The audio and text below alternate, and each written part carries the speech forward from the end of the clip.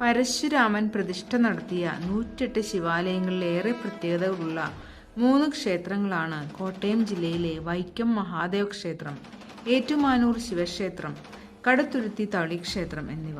ഈ 3 ക്ഷേത്രങ്ങളിലും ഒരേ ദിവസം ദർശനം നടത്തിയാൽ പുണ്യമേറെ. അത്ഭുതമെന്ന് പറയട്ടെ, 3 ക്ഷേത്രങ്ങളും തുല്യ അകലത്തിൽ തന്നെയാണ് സ്ഥിതി ചെയ്യുന്നത്.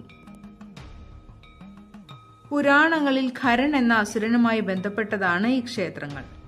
ശിവഭക്തനായ ഖരൻ ചിദംബരത്തിൽ ചെന്ന് തപസ്സനുഷ്ഠിച്ചു. ശിവൻ പ്രത്യക്ഷപ്പെട്ട് 3 അമൂല്യ ശിവലിംഗങ്ങൾ സമ്മാനമായി നൽകുകയും ചെയ്തു. ഇതിൽ ഓരോന്നും വലത് കൈയിലും ഇടത് കൈയിലും കഴുത്തിലുമായി വെച്ച് ഖരൻ യാത്രയായി. വിശ്രമവേളയിൽ വലത് കൈയിലിരുന്ന വൈക്കത്ത് വെച്ച ശിവലിംഗം എടുക്കാൻ നോക്കിയപ്പോൾ അത് അനങ്ങിയില്ല. ആ സമയത്ത് അവിടെ കണ്ട വ്യാഘ്രപാദൻ മഹർഷിയെ ഏൽപ്പിച്ച് വീണ്ടും യാത്ര തുടർന്നു.